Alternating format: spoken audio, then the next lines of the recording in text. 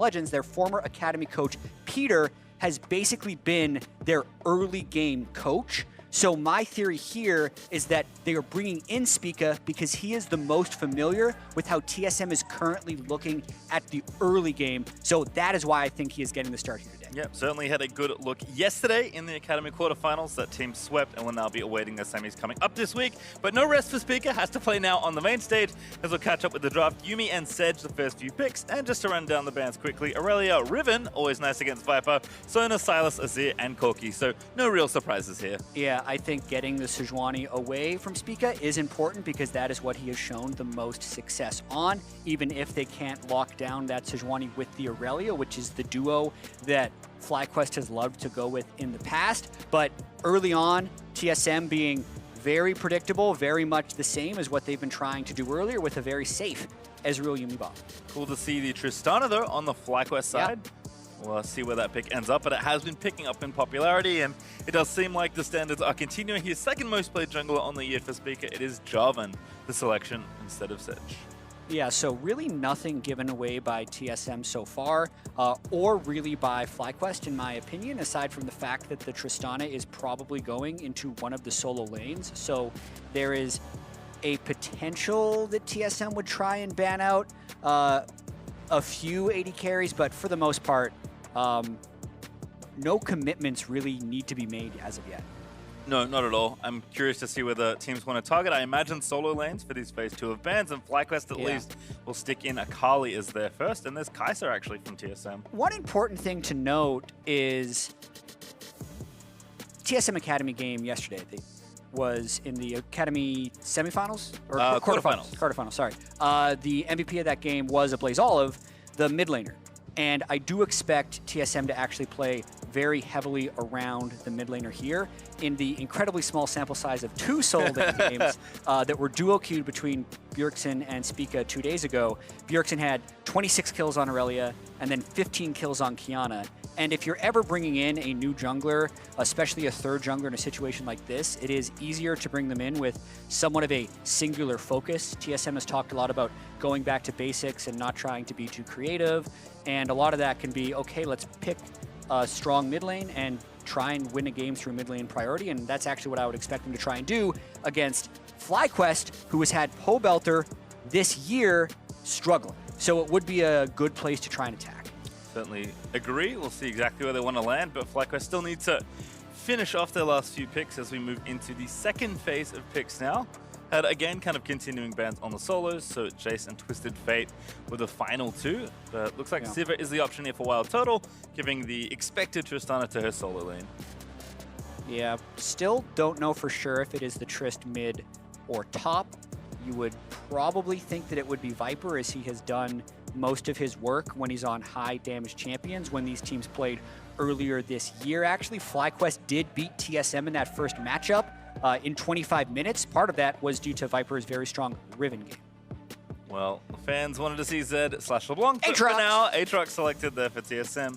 Expecting her to go to Broken Blade, still a pretty solid top laner, and there is potential to pick something a bit more aggressive. I think LeBlanc can fit the bill if you are looking to play through mid, but we'll give TSM the 12 seconds or so to lock in that final pick. Yeah, trying to break their Aatrox curse. They have very few wins against Aatrox this split, and Broken Blade has actually only played it once in a defeat. But if they are looking forward, they are looking for that success. And speaking about going back to basics, PastryTime, Bjergsen on Syndra, one of his most played and most successful all-time competitive champions. That's a mid laner you can play around. Certainly.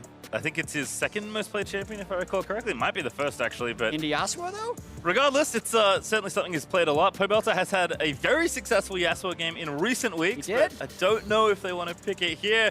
They're not feeling that bold today. It will be Zoe instead for POV, as Invert gives us a smile. Still only his second Zoe game of the split, but they're hoping to pick something that can handle the early lane pressure of a Syndra. Now, Syndra's not necessarily a super meta pick anymore. Neither is Zoe. These are both kind of down the food chain as far as mid laners, but definitely champions that both of these guys have a lot of mastery over. And can certainly open up with the picks in the mid game. Have to see how it all shakes out, but it is, as as a result, it is actually Viper on the Trist, kind of as we expected. We actually already saw this matchup today. Haunter did very well into Licorice, despite the loss that Golden Guardian suffered. In general, after those little buffs, it does feel like Tristana is exceptionally good in lane. Yeah, absolutely agree. It seems like the all-in potential at level 6 is very high, and you can often just sit on your rocket jump in the laning phase to get out of most ganks. Normally, what keeps marksmen out of lanes like top is the fact that it's a very long lane. If they're naturally going to push, then as soon as a gank goes up there, they look to fall. Tristana, if you time it right, can buffer out of most strong gank attempts. So as players have gotten a little bit better at it, it seems like a little bit safer of a pick than you would have first expected. Yeah, and even though you can interrupt it, you need kind of very specific. Everyone thinks of like Thresh Flay is the best one. Jarvan EQ and Aatrox Q, not going to get the job done that often. So certainly curious to see if Viper can take over this game. I think he is kind of the central champion to look for, at least in the early game for FlyQuest. But again, for FlyQuest, I think it is a lot about playing through to the end of the season and maintaining some form towards that gauntlet. For TSM, even though they're locked, don't really want to end up in the pile down towards the bottom. You'd much rather finish with a better playoff spot if you can.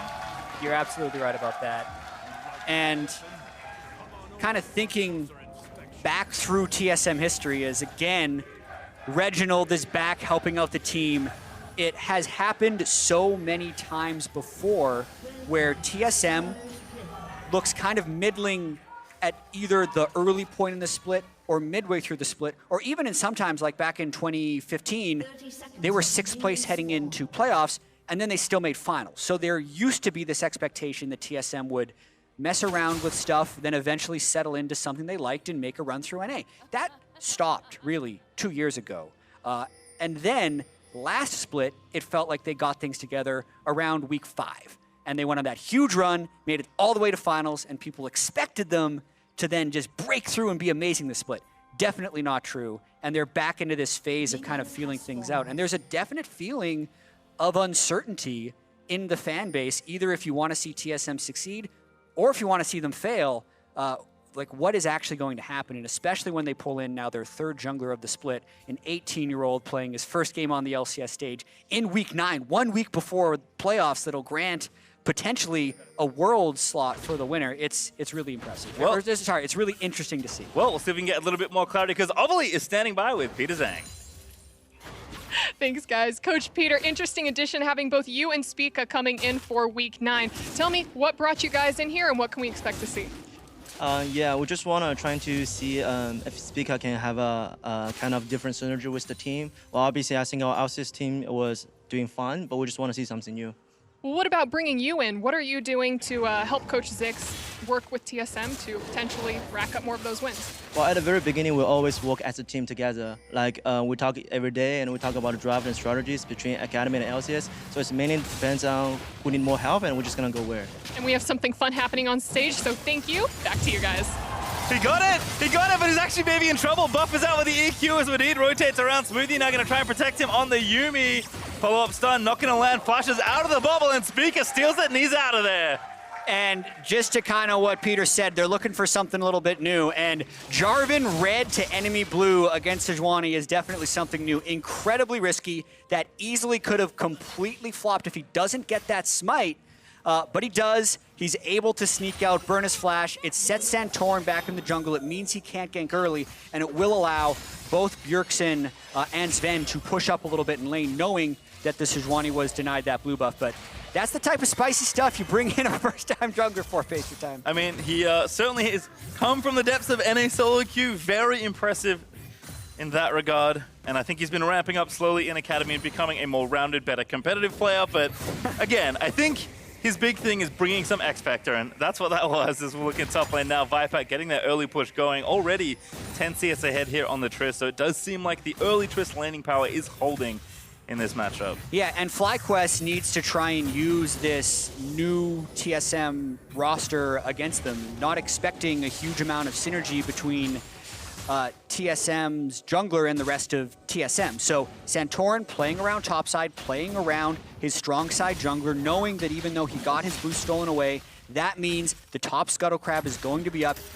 Santorin is a very experienced player, so let's see how his overall farm will track against Spica, because Santorin has been in the past very good at efficiently pathing. the 2 buff is complete, but Santorin, as you mentioned, recovering nicely on the Krugs. Mid lane, does seem like Bjergsen has a nice early lead, and that is quite the win rate in his LCS career. 34-12 on the Syndra. Yeah, absolutely. You can see, has the wave actually pushed up a little bit. That's not the ideal spot for the mid wave. It's actually Pobelter who has the wave in the best position right now. That's usually initially where you want it. It is pushing back right now. So whenever you can get the minions kind of at that river entrance, that's where, when Bjergsen was playing Syndra the most, he would seemingly always have the wave. And that puts the opposing mid laner in a difficult position where if he walks up to CS, he is risking ganks. That's where Pobelter is right now. And look, walking up to CS, risking a gank. 2v2 actually going to start here. Good bubble there from Pobelter. Hits him point blank.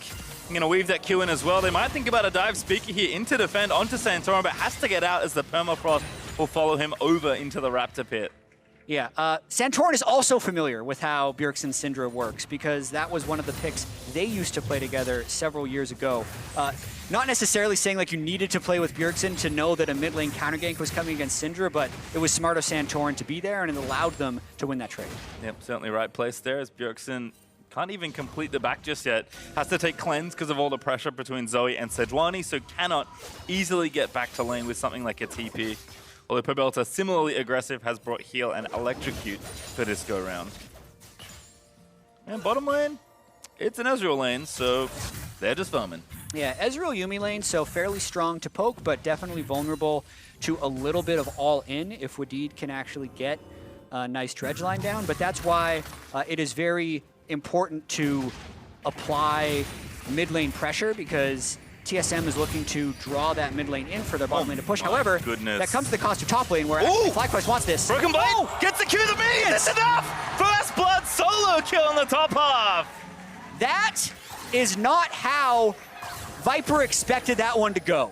Level 6 versus level 5 by the end of that actually dies with his ultimate up. We'll have to check his mana afterwards, but Broken Blade lands just enough of the Qs, flashing for the Q3 as the minions finish the auto. Here comes that gank bot lane, though, that we alluded to. Smoothie gonna get locked up, needs to make it back to Zven, but needs to wait out the CC as well. Does do so. Zven gonna arcane shift Smoothie out of there, and Yuumi will be safe for now.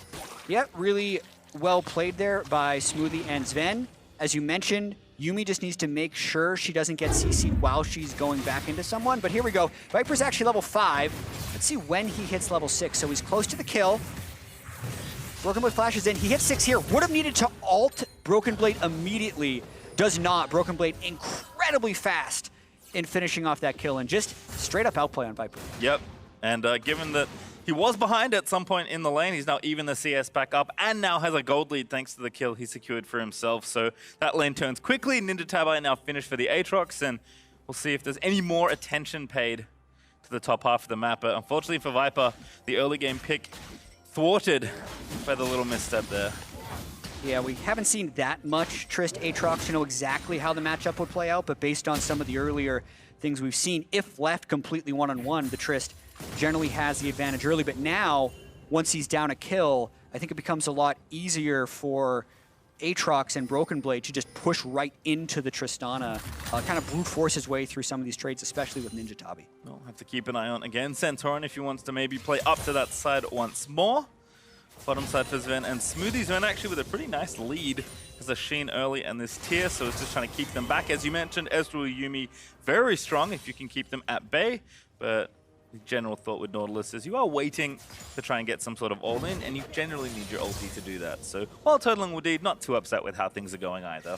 Yeah, they're just trying to bide their time and kind of wait for Santorin to be able to set the tempo here. So much of this game, especially in the early game, is dictated by where the jungle goes and where the waves are positioned. So the fact that WildTurtle and Wadid are fairly consistently pushed in, they kind of need the mid lane to either get a gank off or collapse down bottom lane, and it's been pretty difficult to do as now TSM collapses up towards the river to, again, kind of preempt a gank. Looking for a pick. They do have Yuumi ult. Just move the Prowling Projectile in for the slow. Good stun by Bjerg onto POB, but does not connect for a full combo. But still, again, if you can get the wave pushed out, Zoe is very good on the roam, but here comes Spica on bot side. Gonna try and gank WildTurtle. That'll force the ulti. There's the final chapter. Gonna root up Wadid. Kill should be there. Exhaust is just enough as Zven follows him for the final auto.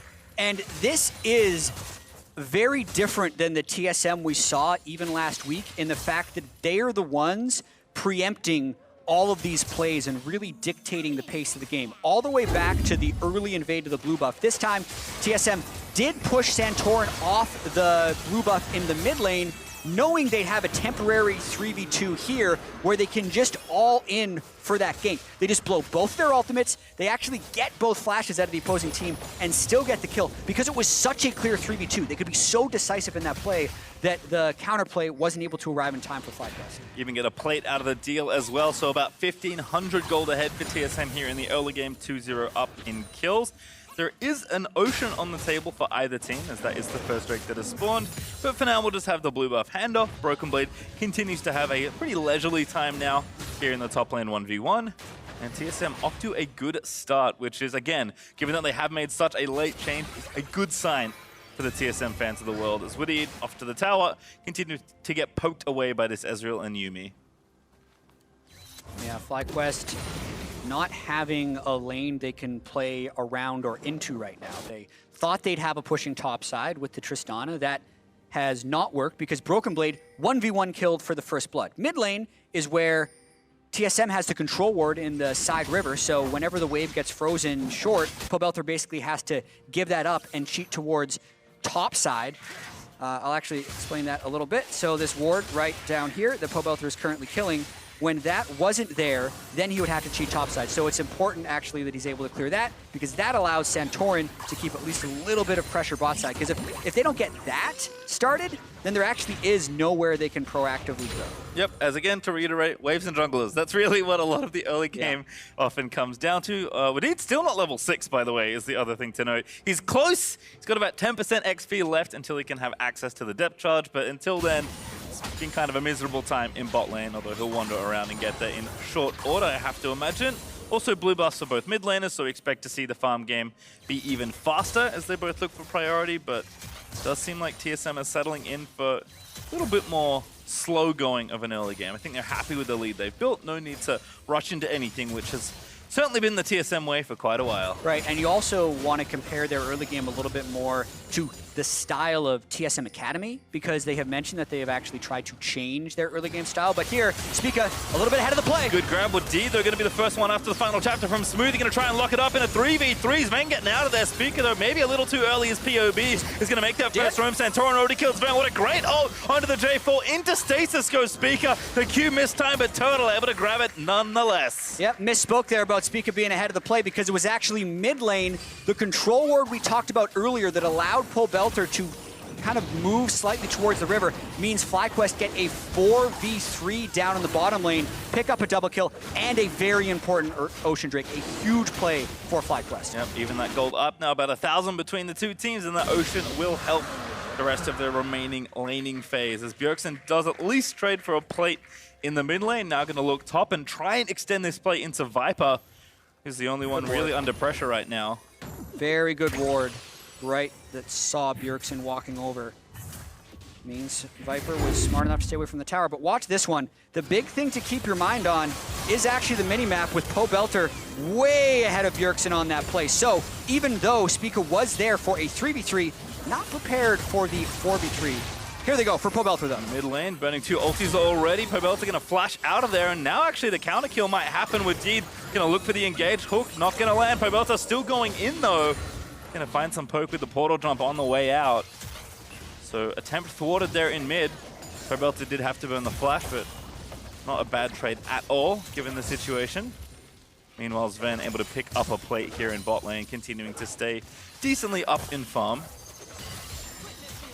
Yeah, Iceborne Gauntlet as well. Definitely looking for more control in this lane rather than the all-out damage of the Trinity Force. Trying to chip away at turret plates. It looks like it is currently 5 plates to 1, which is actually accounting for most of the 1.3% gold difference. Curious to see if either team wants to make a mad dash for the Herald with turret plating falling off so soon. It's not as valuable, but taking the first turret always is, even if you don't get the extra gold from the plates. But as you said, it does feel like TSM want to play things maybe a little bit more slowly. For a team that has done a lot of soul searching, it feels like, about what kind of style, what champions they want to play. I feel like they've almost come full circle. I think that's what happens when they struggle so much throughout the regular season. They played a ton of different styles. You thought maybe TSM was going to try and be a faster-paced team. In recent weeks, they've just tried to slow things down more and more, and here it is generally slow early, but here's Santorin. Getting aggressive gets the once steal. again. Nice steal there, paying him back finally for the blue buff at level 2. And you can now start to see the Nautilus Zoe Sejuani combination really apply so much pressure to TSM's map. Every single time POB can leave, he just does stuff like this. Bjergsen now going to be the next target. Permafrost going to land. There's a good bubble. Bjergsen insta-cleanses out, but he still gets caught by the ulti of Sejuani. But now Spica diving in, able to grab the counter kill. Bjergsen managed to live through it all. Another TP in from Broken Blade, going to try and make the trade happen here. It's actually Zven and Smoothie are taking it all back as they port the cat in. Santorin going to get stunned by Bjerg, who stayed just to make sure that could happen. Now Wadid is dead, and they'll chase WildTurtle down, but he's safe under the turret. Sometimes the game is very tactical, and it's all about which ward you get in which river and who has bot side river control. Other times, you just have to make an outplay. And there was where Bjergsen was completely outnumbered by FlyQuest because FlyQuest had played the bot side river control, but he doesn't quite die. TSM double TPs in thanks to the yuumi Ezreal interaction, brings yet another with Broken Blade, and we're going to watch this one more time. So Bjergsen does get hit by the stun, but right there, because his cleanse gave him CC reduction, his stun didn't last very long, able to dash out of the Zoe Q1 and Q2. Spica flies in for the final kill, and then you think it's just going to be one. By the way, it's a yuumi game, so it's 2. And they just are able to bring more people to the party after the dive didn't work to kill Bjergsen. Bjerg even getting the assist gold there as Broken Blade keeps in to make sure Total can't join the fight for FlyQuest. And a couple kills up for TSM, a lot of plates in their advantage as well. No tower shattered just yet, but the Rift Herald is a decent objective to take nonetheless. So Spica will start it, and with Smoothie roaming up and Bjergsen and Zven still being here in the central part of the map, seems like the objective does belong to TSM today. Yeah, and zooming out a little bit, this game is still quite close. If you think about how FlyQuest can transition towards a teamfight phase with double AD carry of Sivir Tristana, Mage, poke damage with Zoe, and then a potentially very strong frontline with Sejuani Nautilus, that is a very standard and strong team fighting composition. So still, FlyQuest in a position where they can make plays. Looks like Pobelter found a redemption on the ground, trying to clear that minion wave there. Bubble going to land onto Spica, but he'll be okay. Maybe not, though, for Broken Blade as he gets ulted by Santorin. Going to be forced to flash out, depth charge, walks the other side, but towards Turtle he goes. Pobelter going to blow him up. Smoothie, not enough heals in the tank to save him. And FlyQuest shows the coordination right there. They just bring 5 people into the mid lane, use their very strong CC combos combined with On the Hunt. They just run TSM down because TSM didn't have 5 people there, and the timing is absolutely right. They get mid priority right before the second Drake of the game. Yep, Mountain Drake, always good to have, especially when you have 2 marksmen on your team. We've seen a lot of Trist stick in the side lane, try and demolish the towers, playing like, I guess in some ways, like a normal carry top laner. But still a great Drake for them to get. FlyQuest secure their second of this game, continuing to stay very close to TSM. Yeah, you could definitely make the argument that FlyQuest is now up in this game. The plays that TSM was initiating in the early game have now been FlyQuest making the plays. The 4-man dive they did bottom lane. Even the failed dive mid lane was initiated by FlyQuest, as well as that successful fight they just had in the mid lane. And now just kind of watch the cooldown of Santorin Sejuani ultimate and Wadid's Nautilus ultimate, because when those are up, FlyQuest is on the offensive. When those are down, it's TSM's turn to try and make a play. That's really well played by Zven as soon as the spell shield popped off, getting aggressive. Pobelter going to get locked up and stunned over the wall. Almost there. There's the Cataclysm in from Spica, but POB able to get out of there. Couldn't quite find the follow-up stun after the great chain from Broken Blade, but they still get mid-outer. Yeah, so mid lane priority going to be what they are playing for right now, knowing that the split push of FlyQuest isn't actually that strong, especially when you consider that Aatrox has the temporary edge on Viper, maybe until Viper picks up healing reduction. So really, now that you're looking at FlyQuest ultimate, Santorin, Sejuani almost back up, Nautilus ult back up. Let's see if they can make a play mid to try and get back that mid lane priority. Also, Keep checking Spica's inventory to use the Rift Herald and try and take a turret. They thought they were trying to take 2 in mid, but didn't have time to drop it when the fight started. So still want to get something for the objective. Again, you can't get plates, so at least get a turret and try and get a little bit of gold out of the deal. It looks like down the bottom side we go. I think Spica has decided exactly where he needs to be dropping this Herald as TSM is continuing to stay coordinated and try and knock down towers. This time FlyQuest decide not to defend it and will give this tower up. Yeah, you wonder if TSM's going to go for 2 here because this Rift Herald is basically unneeded. You almost wouldn't even want him to lose health on that first charge. So TSM does kill the turret first, and now it is giving a fairly strong tell where TSM could be going next. Nice. They can catch Viper, though. All right, let's see if FlyQuest tries an initiation here on this charge. And shift forward, Santorin one to look for here. Stunned, though. Gonna get followed up by True Shot Barrage, so chunked out relatively low. Rift Herald, though, does get killed, so the tower stays healthy enough, although TSM will push in for at least 1 more wave, and looks like they do have enough firepower after poking out Santorin to indeed get the second turret they were looking for. Yeah, quality push by TSM right there. Getting good value out of a post 14 minutes Rift Herald. Unable to get plates, but still getting that interior turret. Gonna be good gold in their pockets. Makes sense that you want to attack somewhere where you can more obviously find picks. I think they've combined Yuumi Q and Syndra Q plus E nicely throughout a lot of these sieges. FlyQuest, to their credit, having not picked off too many times, and TSM will have to watch out for the Sejuani ultimate in particular, but for now it does seem like TSM just kind of methodically, you know, doing the obvious play, but sometimes the simple play is the one you need to do. It's often the one that gets you the most gold.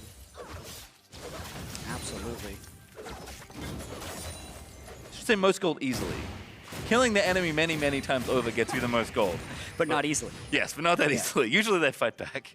Yeah.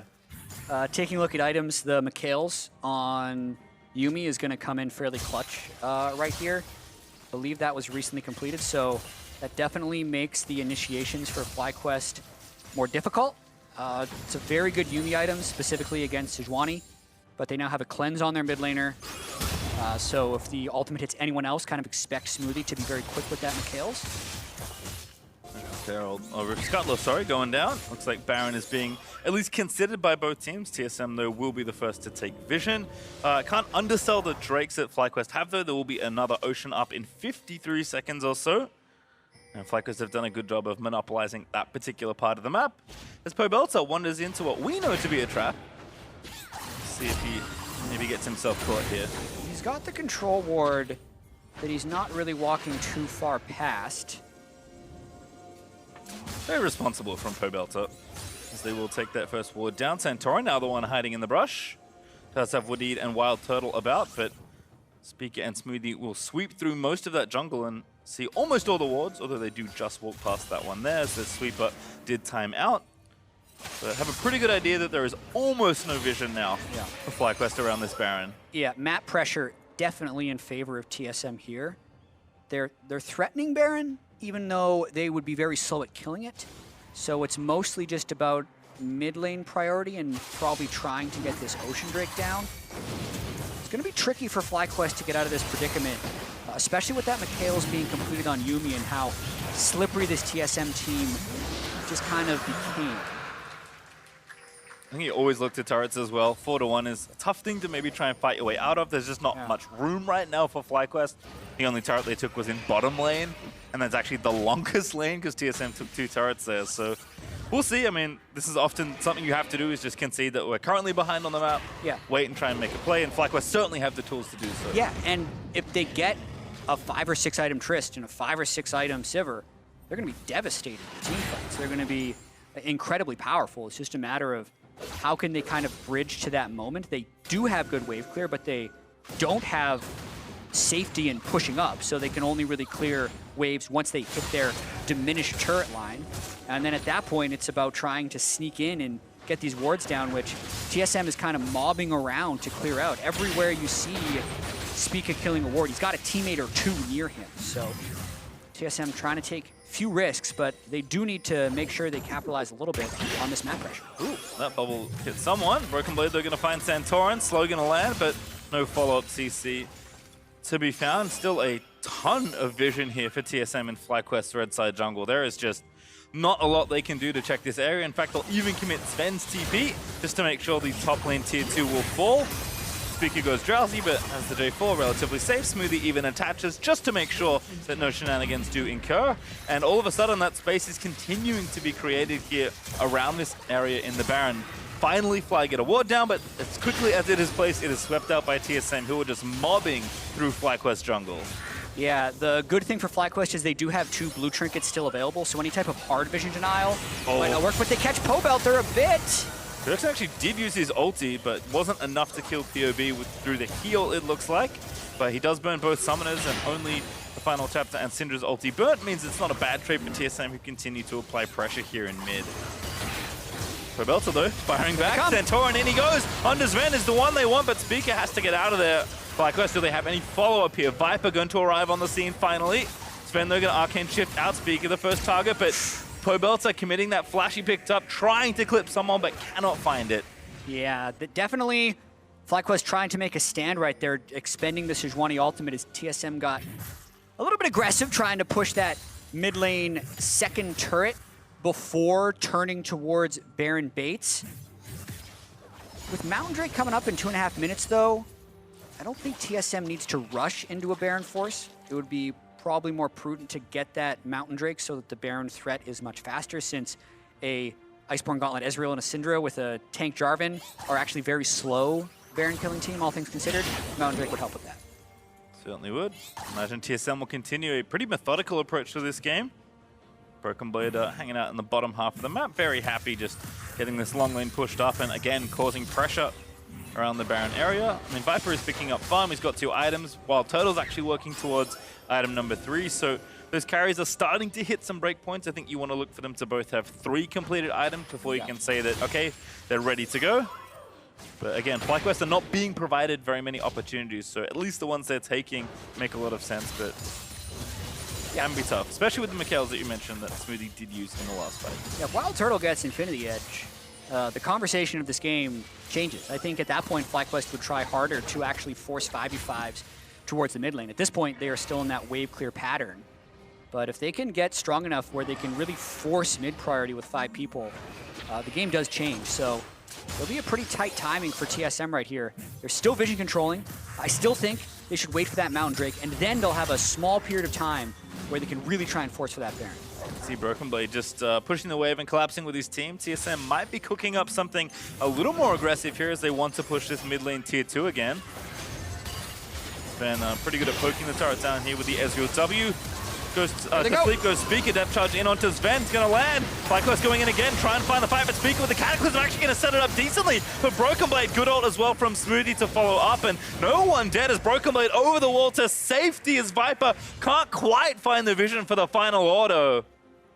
And when these 5v5s are happening, PastryTime, FlyQuest is having the advantage. TSM just keeps kind of walking up to that second tier turret. No real initiation plan, almost just waiting for FlyQuest to fight them. And in the front to back, even before Infinity Edge comes in on either of the carries, FlyQuest starting to get a lead. So that should give FlyQuest a fair bit of confidence that their current plan is working. Also, TSM kind of just undid all the work they did around this Baron. Oh, Turtle! WildTurtle though picked off by Zven. That just can't happen. There's a ward right there. He's all alone. The rest of his team is off clearing vision. They've been winning by sitting at the turret and farming off. That 40-second death timer opens up so much on the map for TSM. Yeah, don't worry about what I said. TSM back in the driver's seat of Turtle's mishap there. They'll take the mid tier 2. Already working on the Drake, and Pobelter eating the Syndra ult does get away as they don't have quite enough damage to finish it off. Spica actually did rejoin. He was starting the Drake, but he'll now move back down with the rest of his team. And even though Turtle will be back for this Baron, significantly larger of a threat now that TSM will have this mountain. Those are the types of plays that FlyQuest need to clean up before the regional qualifier. Zven is right there. And Bjergsen doesn't even assist on the kill. So 1v1 kill by Zven. WildTurtle should not have been there. Here's another fight though, 5v5. Trying to set up this flank around the Baron, looking for some sort of bait. Spica already tanking off what he can. Drowsy goes Broken Blade, Bjergsen over to kill Wadid, and everyone else from TSM still alive as Spica will finally fall to WildTurtle. Zven though, in the middle, getting healed up by Smoothie, playing battle. Ezreal gets his way out of there somehow as Bjergsen nails the triple kill. Just a huge fight win for TSM. They do have the Mountain Drake right now, but they actually look like they're opting to recall. Can they reset this if they want to? They actually can. If they use teleports back to pressure the Baron, that might be what they're going for as Bjergsen gets the mid wave pushing. Let's see. With 3 dead, you'd expect them to try and make a play around Baron and the jungler dead. Does feel like they're kind of lacking that killer instinct right now, though, as they're just kind of soft resetting the map, PastryTime. Yeah, expected a little bit more, but I'll at least take this fight as FlyQuest had the right idea here. Yeah, FlyQuest was kind of in a mode where they felt like they had to force a fight with all the map pressure they had just lost. Wadid goes down early, and then kind of watch Broken Blade with the Yuumi attached to him for most of the fight, zones out about 3 people on the team as the backside of the fight with Bjergsen and Zven kill off everyone else. Definitely pay close attention to the Aatrox Yuumi mega heal interactions in some of these team fights. It's a very, very strong combo for the champ. And looking down, there is only one Executioner's calling currently there for WildTurtle, although there is a Morello, also up for POB. So they have the reduction, but they hit the guy. Broken Blade certainly had enough in the tank to get through there. As poke onto Wadid, looking for another catch. Nautilus, not that tanky. Zven getting aggressive again. Final tap to getting burned. Yuumi kill! Oh, Zven, he stole it, but it's still good enough for TSM as Spica. Gonna dive in under the turret onto POB. They're gonna look to take the turret as well. Broken Blade taking up what he can as Smoothie continuing to heal up the Aatrox. Broken Blade though does fall. Spica low, doesn't die though. Again, Smoothie with the saves. And maybe thinking about turning it back around. They've opened up the inhib. They're feeling confident. Yeah, I mean, just keep grinding down that mid lane is what TSM is doing. Zven, a very fed Ezreal, gets the solo kill basically at the start of that fight, but since they didn't actually get onto Viper or WildTurtle, it made that extended fight fairly difficult. Weird game so far, but watching this one more time, Wadid is poked out before FlyQuest can engage for that fight. Massive amount of damage onto Viper, and that just kind of cues TSM to turret dive, but because they don't get onto WildTurtle, watch him on Sivir in the back of this fight. Ricochets out the wazoo, and then Pobelter is actually the one who picks up the kill on Aatrox. And here, Zven is caught out. We will have to get the replay of that one. This game, PastryTime, feels like it's on this slow, methodical front. Then Turtle gets caught. Then Zven gets caught. And now it's FlyQuest. You could just take control of the game if they get this Baron. Yeah, Viper TPing in. FlyQuest are committing for this objective. TSM, no vision. This Baron is burning down as well. They're going to have to get in there. Spica, do you have it in to find a steal on your first? Oh, the score! He does! Spica comes up with the steal on the Baron and just rout FlyQuest out of the Baron pit. Oh, man. And they might be able to push up mid after that one, PastryTime. I don't even know what to say. I couldn't have written a better script myself. Oh my goodness. He gets the completely clutch steal. That's one of those things where TSM could be begrudgingly happy. They're going to try and end off of this, although FlyQuest has 4 live. Yeah, TPing in, Spica out of there. Zven, though, going to join the fight. It's 5v4 for a small amount of time. Wadid is actually respawning, but Bjerg unstoppable as Spica combines to dunk. Pull Viper into the ground, and now Wadid again, the first target. Drowsy in on there, but Smoothie is just zipping around. Zoomies everywhere, healing up the squad, just making this push last unnecessarily long amounts of time. Broken Blade flashes in for what could be the final Q. They'll get the root. WildTurtle low, but back towards the fountain he goes, and TSM, they're still pushing here. Yeah, they still have all 5 people alive. Yuumi's keeping them up at very low health points. FlyQuest gonna have to try and make a last stand. Zven, though, continuing to poke down. He's just so strong. Broken Blade, unafraid, will tank with the GA. Nexus turrets are going to fall. That Q straight to the face. Going to get them yet another one. And TSM just determined to grind through FlyQuest all the way through mid into the Nexus. TSM going to pick up the victory. Oh, my goodness. What a weird ending to that game, PastryTime. What do you mean? Just look at the way Zven and the rest of TSM are reacting to that one. It's definitely not as planned. So if you're basing it on the results, you say, sure, success. If you're basing it on the process, you got some stuff to work on. There's kind of those head-shaking smiles from Broken Blade walking away because getting caught out right before that Baron steal, which ended the game, is not how you want to close out the game. And then from FlyQuest's side, if that Baron doesn't get stolen, maybe they actually had stayed on the back foot until a point where they could come back into that game, but right as the game was about to turn, it just plows right through the roadblock and goes to an end. You know, you bring in your new jungler for his first ever LCS game. You bring up Peter Zhang from Academy to train the squad in the early game. Slow, methodical, deliberate, classic TSM. Are you telling me that you don't expect Zven to die and then Spica to steal a Baron in his first ever LCS game? That's not the ending you gave to the team? Just as they drew it up in VOD review. Perfect. Yeah, so that moves TSM to 10 wins. We know they've already clinched playoffs. As far as progressing towards, TSM's progressing towards playoffs, FlyQuest is progressing towards a regional qualifier. I think there are things that both teams can look at in this game and say, that's good, we want more of that. And there's actually several things where they also say, okay, we still have a lot to work on. Because if they want to take that type of game towards Xmithy and Team Liquid, you don't get the Smite Steal if you make it in against Xmithy, most likely. But often, you don't even get into the pit, right? So again, this is probably the third week in a row TSM has won a game in a way they're probably not happy about. So it's good for them they picked up the win with Spica, but still, plenty to work on. Entertaining for me, educational for them. For more on that win, Ovali is standing by with TSM's rookie jungler. Thanks, guys. Spica, first 5 minutes of the game, you steal their blue buff. To end the game, you steal Baron. Are you kidding me? Tell me about this game, your first game on TSM. I was a little bit nervous coming to the game since we only have 2.5 days of practice. My academy coach asked me during the night, can you come or can you play LCS scrims tomorrow? And that's how I started.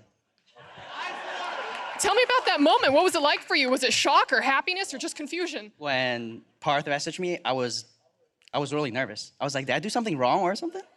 I wasn't sure what he was talking about, but after that, I was like, yeah, I could do it. I'm confident in my ability. And it showed today. We talked to Peter right when the game started, and he said that they were looking to try you out to see how well you synergized with the team. So was it easy to synergize with everyone? I think it was a lot easier since Peter was there helping me. He was my academy coach, and now he's helping LCS. So the transition was a lot easier than expected. What's it like working with him as a coach, since you know better than probably the main team right now? Peter's a great coach. He taught me a lot about how to jungle, and I think he's the one that allowed me to play as good as I can today. And let's talk about Academy, because before coming in here, you swept Team Liquid Academy 3-0 in quarterfinals of the Academy Championship Series. Tell me about that. Tell me about your success in Academy and how it translates to LCS. I think one big factor for the quarterfinals was the fact that I played in the LCS scrims. I learned a lot more playing with these great players like Bjergsen, Zven.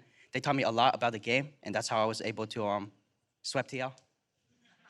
And tomorrow, you actually have Team Liquid, the main roster, as your opponent. So are you going to sweep them like you did TLA, or are you ready for that game? I hope it's going to be a 4-0. 4-0, I like the confident Spica. Thank you and congratulations again. Back to the State Farm Analyst Desk. What? Whoo!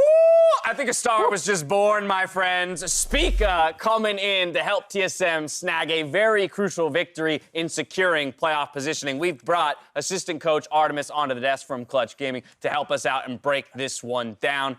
So many questions around this substitution to kick off the day. I think he just answered a number of them. I told you guys at the top of the day that he was going to kick ass. He's been doing great in the academy, and then coming in, he only had, like he said, 2.5 days. But I guess he's a really quick learner. And also, I guarantee you, Zven must be thinking about buying him a really nice dinner after that one, because he just saved the game for TSM and a little bit of Zven's skin, too. Well, without a doubt, a highlight play to close it out. We will work our way towards that highlight play. But I want to start with a matchup that we've seen now a number of times in the LCS. Aatrox versus Tristana. Tristana, the new hotness. Aatrox has been a mainstay in the LCS all split long.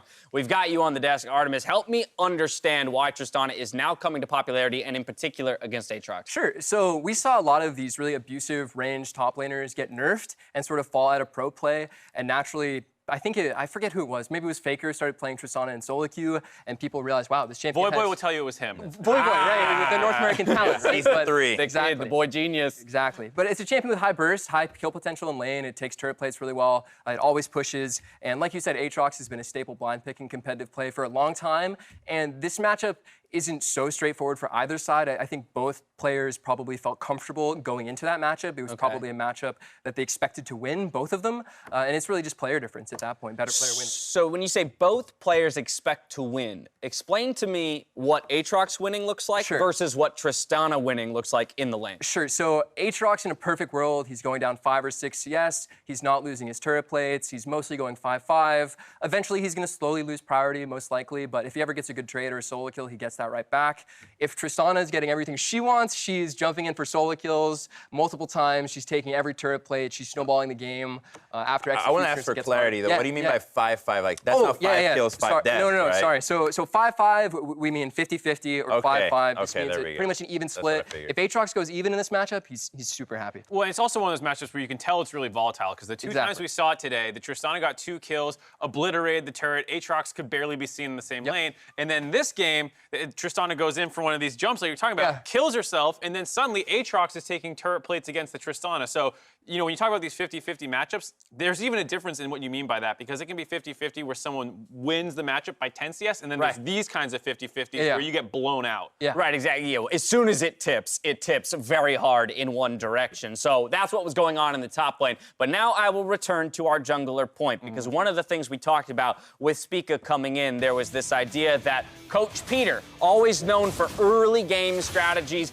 would be aligned with Spica on what to do early on here, and I think they caught their opponents off guard. In the Academy team, TSM has been very aggressive early on. They always look for finding new ways of getting advantages. And so when you're Jarvan and you have a blue side start, it's very easy to go for this invade, knowing that you have a Yuumi on your side that can also push. But on the flip side, it means that the other support can also collapse, because he has a much quicker access to the blue side, which puts him in a very dangerous position. I mean, the nice thing is, at least TSM seems to be on the same page with these invades, because even though Spica's getting caught out here, the rest of the team is starting to come out and help. You know, you have Smoothie showing up with the Yuumi to come in and hop in.